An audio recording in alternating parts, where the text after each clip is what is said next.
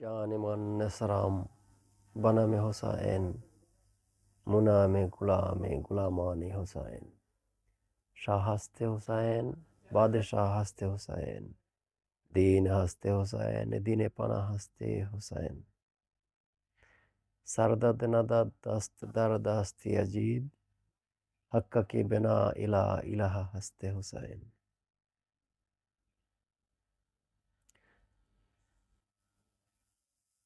आज आमी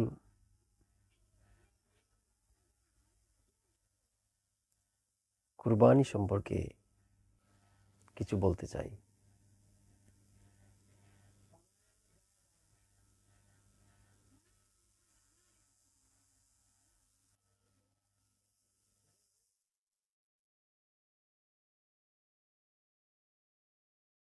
প্রত্যেকটি মানুষের জীবনে অবশ্যই কুরবানি বা জবেহ হইতে হয়।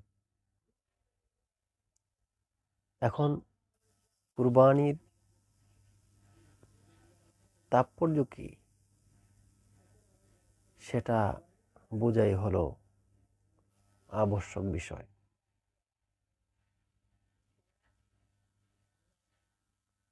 আমাদের প্রতি বৎসর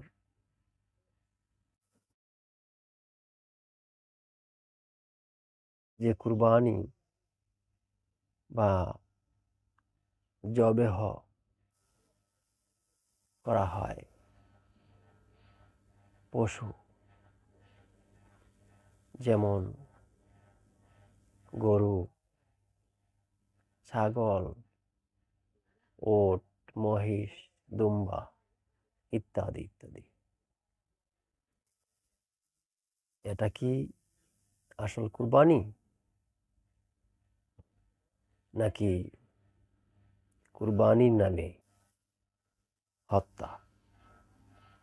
এই বিষয়ে আজ আমি পবিত্র কোরআন থেকে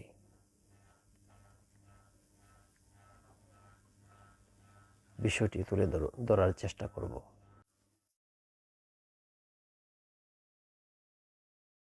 কুরবানি শব্দটি কিন্তু কোরআনে কোথাও নেই। আছে, কোরআনে আছে জবেহ।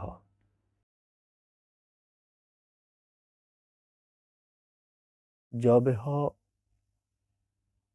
এবং কুরবানি দুটি প্রতিশব্দ।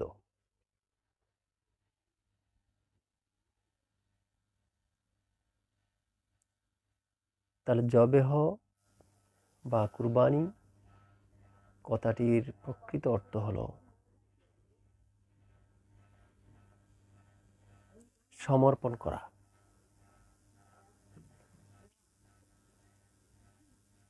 বা তুলিয়া দেওয়া।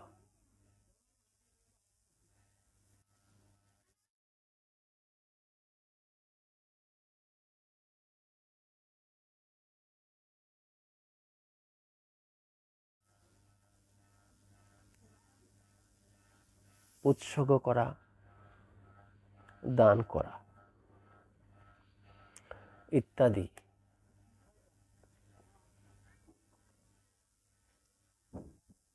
সত্যের সেবায় নিয়োজিত করা।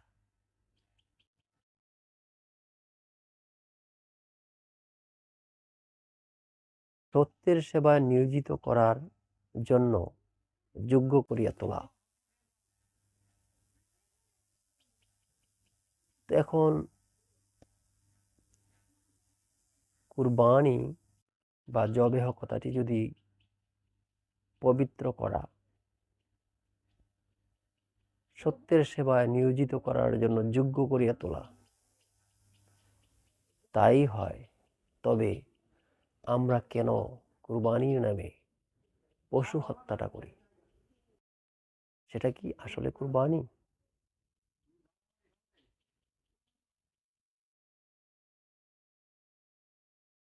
এই বিষয়টি বিশেষভাবে পর্যবেক্ষণ করা দরকার।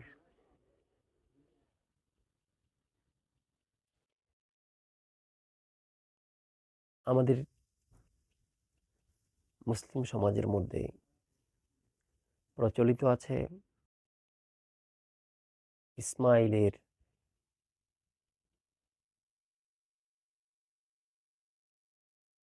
পরিবর্তে, অর্থাৎ ইব্রাহিম খলিলের পুত্র ইসমাইলের পরিবর্তে দুম্বা এসেছিল। বিষয়টা কি?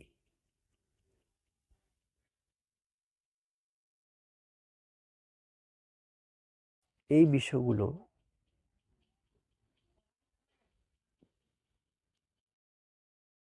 সূরা আল সাফফাতের মধ্যে বর্ণিত হয়েছে।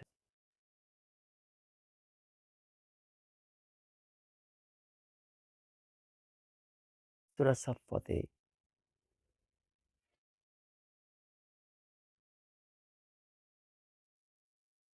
১০০ থেকে ১০৭ নাম্বার আয়াত পর্যন্ত ইসমাইলের এই যবেহ বিষয়টি বর্ণিত আছে।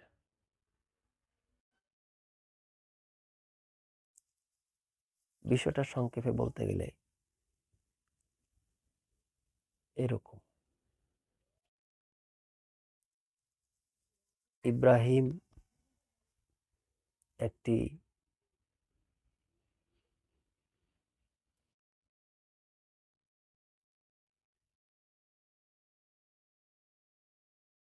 উপযুক্ত বা সুসন্তান কামনা করেছিলেন।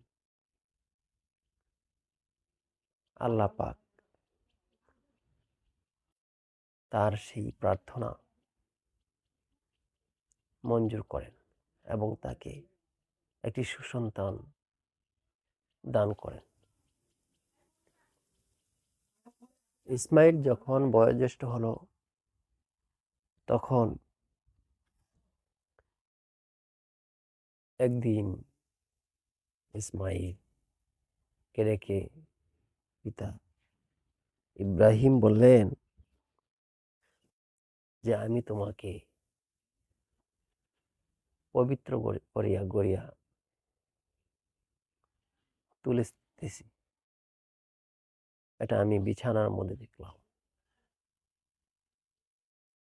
বিছানায় দেখলাম, অর্থাৎ স্বপ্নে দেখলাম বা ধ্যানস্থ অবস্থায় দেখলাম যে আমি তোমাকে নির্বাণের পথে কুরবানি দিচ্ছি।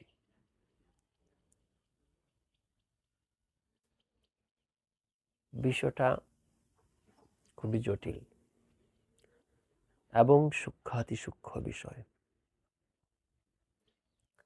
নির্বাণের পথে কুরবানি মানে আমি তোমাকে সত্যের সেবায় নিয়োজিত করার জন্য দীক্ষাদানে যোগ্য করিয়া তুলিতেছি। তখন শিশুপুত্র ইসমাইল পিতার সেই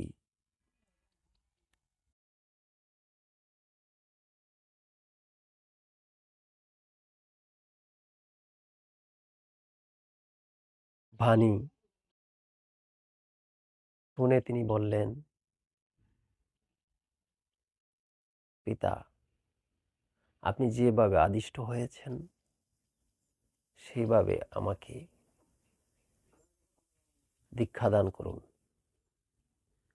আমার যদি অবিরাম ইচ্ছা থাকে তাহলে অবশ্যই আপনি আমাকে বিশিষ্ট ধৈর্যশীলদের মধ্যে পাবেন।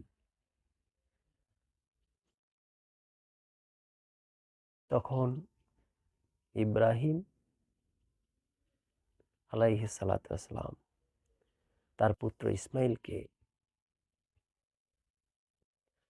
দীক্ষা দান করলেন এবং সাধনার স্বরূপ বুঝাইয়া দিলেন।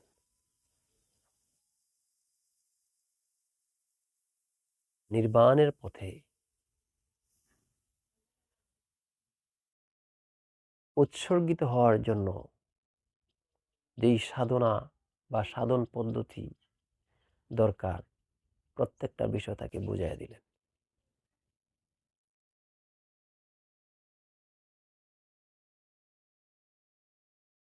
সাধনার ফলস্বরূপ তিনি যখন সাধনার উচ্চ মার্গে আরোহণ করিলেন, তখন উচ্চতম পরিষদ তাকে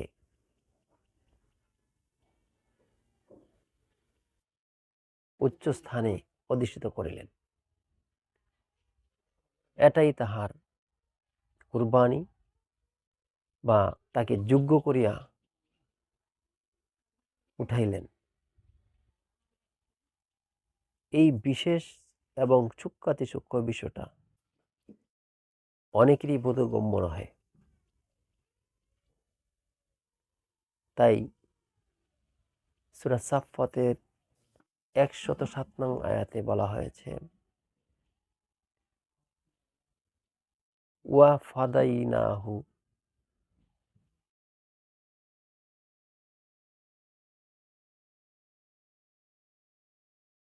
বি জিবহিল আজিম।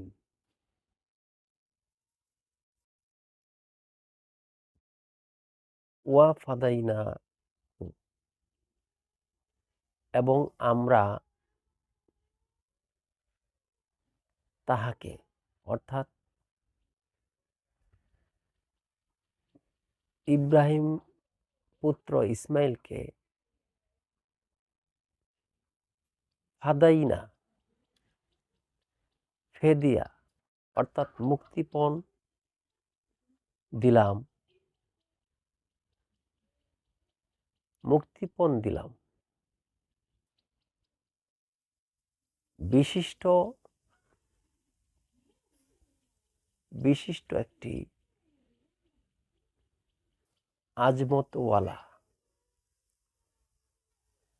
অর্থাৎ সর্বোত্তম সর্বোচ্চ আজমত, সর্বোচ্চ একটি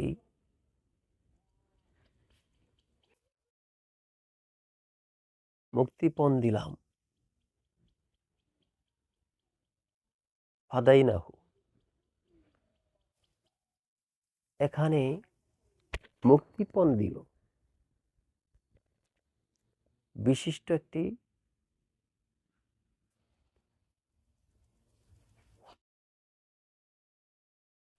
ওয়া ফাদাইনাহু বিজিবহিল আজিম, এবং আমরা তাহার অর্থাৎ ইসমাইলের ফেদিয়া অর্থাৎ মুক্তিপণ দিলাম আজমতওয়ালা একটি শুদ্ধিধারা, আজমতওয়ালা একটি শুদ্ধিধারা তাকে মুক্তিপণ দিলাম। এই আজমতওয়ালা শুদ্ধি মানে তাকে পবিত্র করে তুললেন। পবিত্র না হইয়া কেউ নির্বাণ মার্গে আরোহণ করিতে পারে না। তাই উচ্চতম পরিষদ তাকে মুক্তি দিলেন একটি বিশিষ্ট শুদ্ধিধারা, বিশেষ শুদ্ধিধারা বা পবিত্রতা ধারা তাকে মুক্তি দিলেন, মুক্তিপণ দিলেন। এই শুদ্ধিটা হলো তার মুক্তিপণ। তো আমি এখানে বলতে চাচ্ছি যে এই জায়গায় শুদ্ধির কথা বলা হয়েছে, কিন্তু এখানে দুম্বা আসলো কোথা থেকে? এ দুম্বা কে বানিয়ে নিলেন সেটা তো নেই। তাহলে যদি দুম্বা থেকে থাকে তাহলে তো এই কথা এখানে থাকতো। ১০৭ নং আয়াতে যদি দুম্বার কথাটি নেই, সুতরাং কে এই দুম্বা বানিয়ে নিলেন? পবিত্র কোরআনে তো নেই।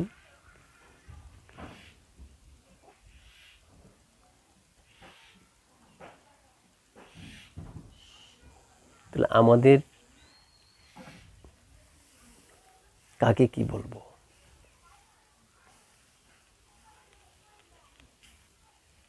তারা, একটি কথা আছে, পৃথিবীর সবচেয়ে ধারালো ছুরিটি হলো আমাদের জিহ্বা বা রসনা। এই রসনার কে দমন করা, এই রসনাকে দমন করা বড়ই কঠিন। তাই আমরা রসনাকে পরিতৃপ্তি দেওয়ার জন্য নিজেরাই সেই দুম্বাকে বানিয়ে নিলাম, কিন্তু পবিত্র কোরআনে তো নেই।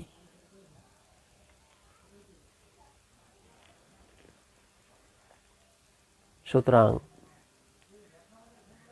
আমাদের চরিত্রটা এরকমই হয়ে থাকে। ধরে নিলাম তারা দুম্বাটা বানিয়ে নিয়েছেন, তো দুম্বা কিন্তু হত্যার কথা তো নেই। কতল মানে হত্যা, এই কথা তো নেই, সেটাও তো নেই। হত্যাটাও তারা বানিয়ে নিয়েছেন। আচ্ছা, হত্যাটাও বানিয়ে নিয়েছেন, তো দুম্বা হত্যা করেন। যেহেতু আপনাদের রসনাকে বা জিহ্বাকে তৃপ্তি দেওয়ার জন্য আপনাদের গোশত খাওয়ার দরকার, দুম্বা দেন। গরু, মহিষ, ওট, ছাগল এগুলি আনলেন কোথা থেকে? এটাও তো নেই।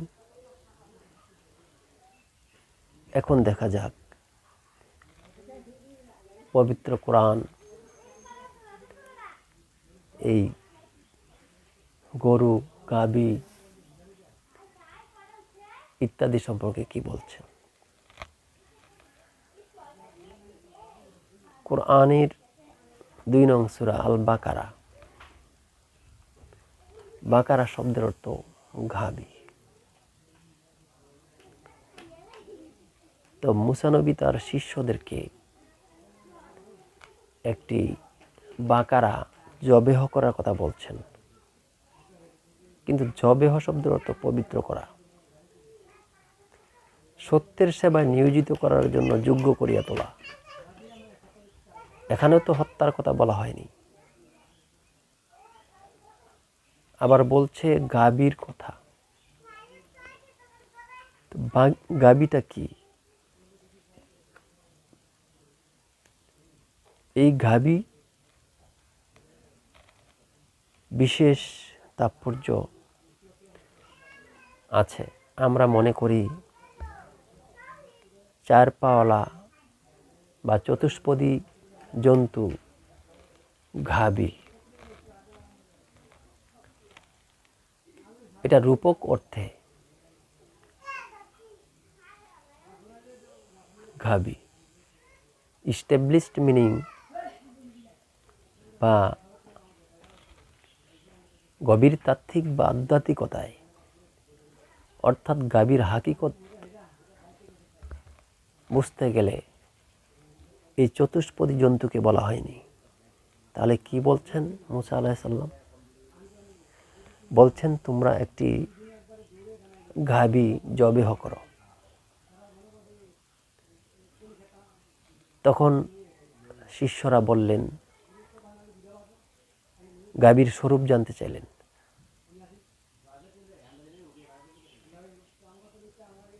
উত্তরে মুসা আলাইহিস সালাম বললেন, গাভীটি হতে হবে চিরহলুদ।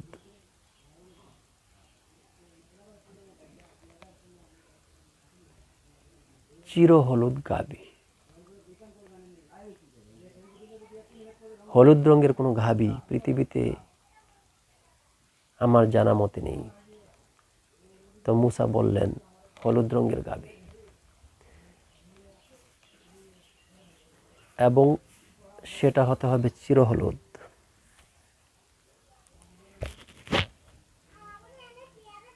দুই নং শর্ত হলো গাভীটি এখনো কাঁধে জোয়াল নেয়নি। 3 নাম্বার শর্ত, গাভীটি এখনো জমিতে পানি সেচ করেননি, জমিতে পানি দেননি। আমরা তো দেখি নাই কখনো গাভী জমির মধ্যে পানি দিতে।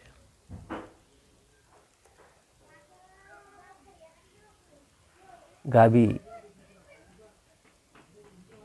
চিরহলুদ, কাঁধে ইচ্ছে করে জোয়াল নেওয়া।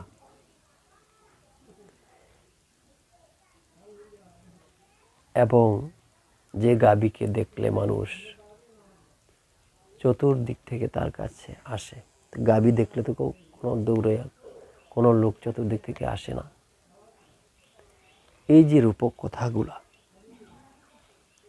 মূসা নবীর শিষ্যরা বুঝতে পারেননি, তাই তারা একটি চতুষ্পদী জন্তু জবেহর নামে হত্যাই করিলেন।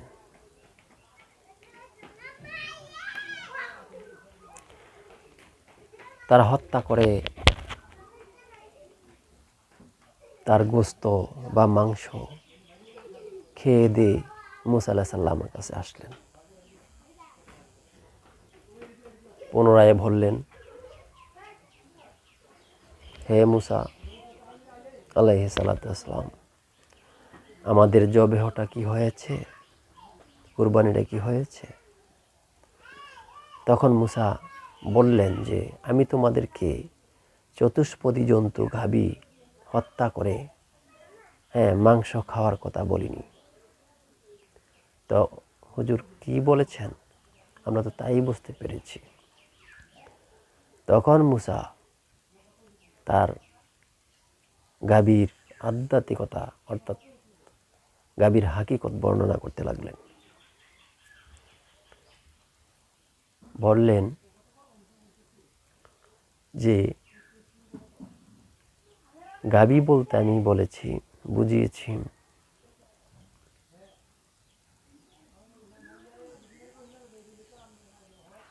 বা কাফ রা, 3 অক্ষরে বাকারা। বা অর্থ সাথে, সঙ্গে, কাফ মহাশক্তির সঙ্গে, রওয়াতে রাজি হয়ে থাকা। তো যে সত্তা বা ব্যক্তি মহাশক্তির সঙ্গে অর্থাৎ আল্লাহর সঙ্গে রাজি থাকে তাকে বলা হয় বাকারা। তা আমি বলেছি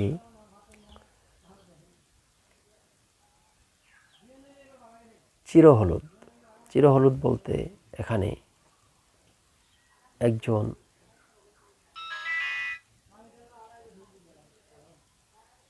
উপযুক্ত বয়সের, যৌবনপ্রাপ্ত বয়সের একটি ছেলে বা মেয়েকে বলছি, যাদের গায়ের রংটা আকর্ষণীয়, অর্থাৎ যুবক যুবতী বয়সের, সেই সময়কালের বয়সের যে গায়ের রংটা, সেটাকে আমি হলুদ রং বলছি। দ্বিতীয় শর্ত হলো এখনো কাঁধে জোয়াল নেয়নি, মানে এখনো বিবাহ বন্ধনে আবদ্ধ হয়নি।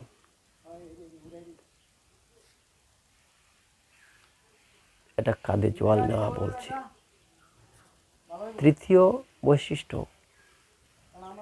জমিতে পানি সেচন করেনি, মানে এখনো যৌন মিলনে অংশগ্রহণ করেনি,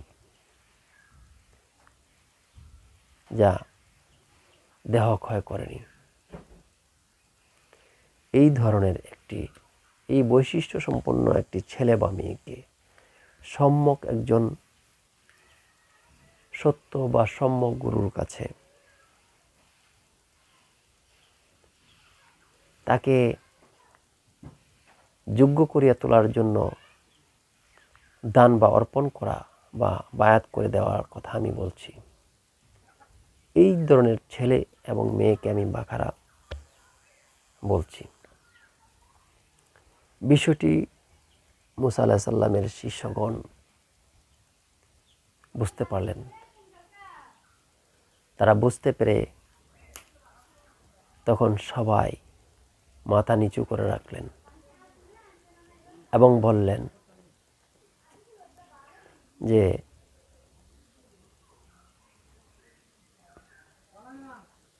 হে নবী,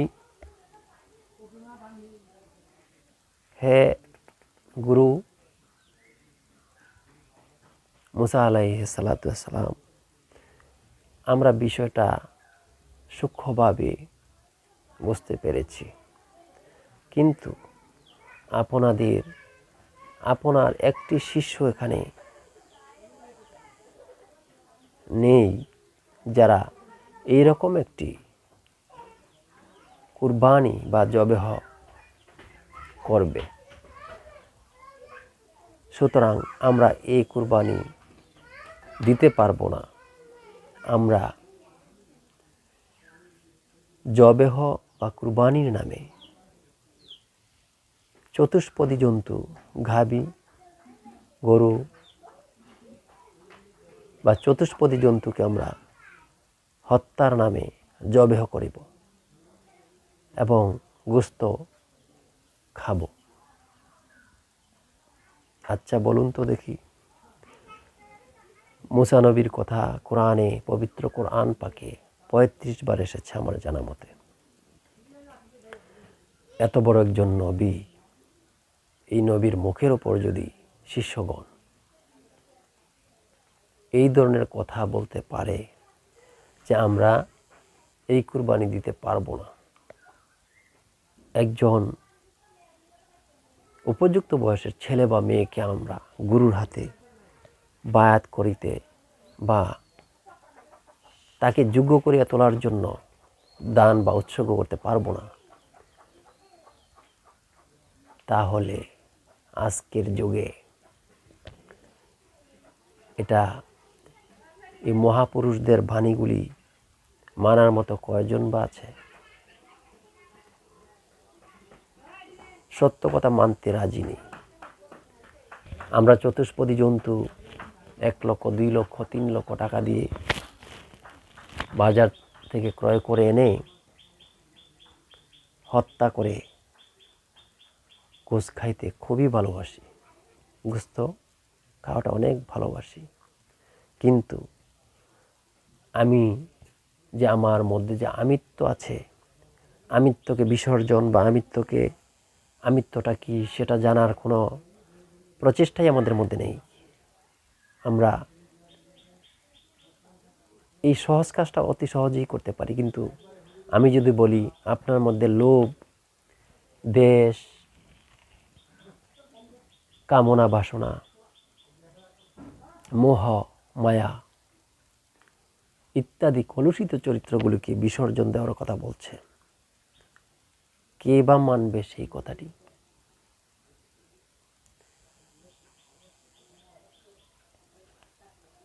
কয়জন আছে সেই সত্য উপলব্ধি করার জন্য?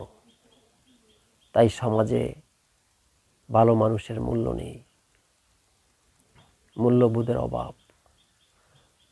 ভালো মানুষকে সমাজ কলঙ্কিত করে। আপনি কুরবানি দিবেন না,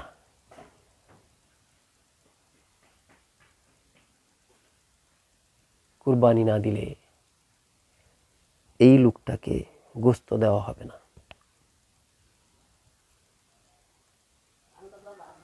গোশত খাওয়া তো কুরবানি নয়। যদি সত্যিকার কুরবানি বা জবেহটা আপনি উপলব্ধি করতে পারেন, তাহলে কখনো আপনি এই নিকৃষ্ট কাজগুলি করতে যাবেন না। কারণ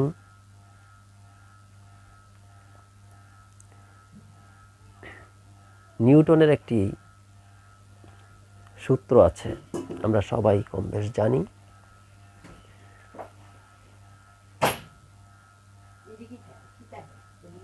এই সূত্রটি হলো,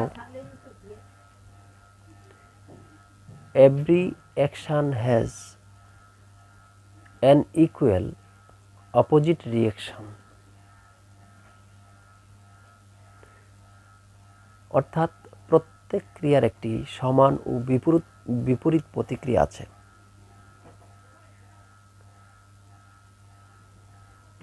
ক্রিয়া করলে তার প্রতিক্রিয়া থাকবে, এটাই এই সূত্রের মূল কথা। তো এই সম্পর্কে পবিত্র কোরআনও সেই কথাটি বলছে যে আপনাকে কেউ যদি থাপ্পড় দেয়, বিপরীত প্রতিক্রিয়া আপনার মধ্যে, সেই থাপ্পড় আপনাকে খেতে হবে। তো হত্যার বিনিময়ে হত্যা হতে হয়। আপনি যেমন কর্ম করবেন ঠিক তেমন ফলটি আপনার মধ্যে অবশ্যই ফিরে আসবে। আপনি যদি কাউকে ভালোবাসেন, এই ভালোবাসাটা আপনার মধ্যে আবার শত শত গুণ বেড়ে এই ভালোবাসাটা ফিরে আসবে।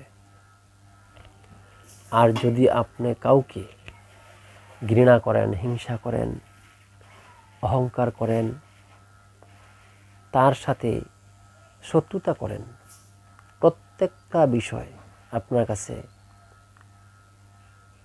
বহুগুণে বেড়ে আপনার উপরে ফিরে আসবে। হয়তো আজ, নয়তো বা কাল, নতুবা 1 বৎসর পরে, অথবা জন্মান্তরে আপনাকে সেই ফল অবশ্যই ভোগ করতে হবে। ক্ষমা নেই।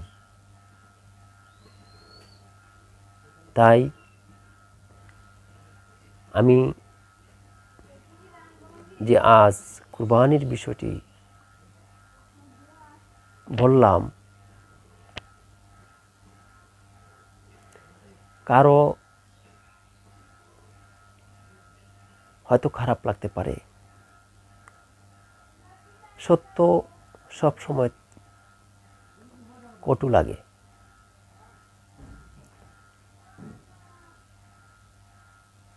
যদি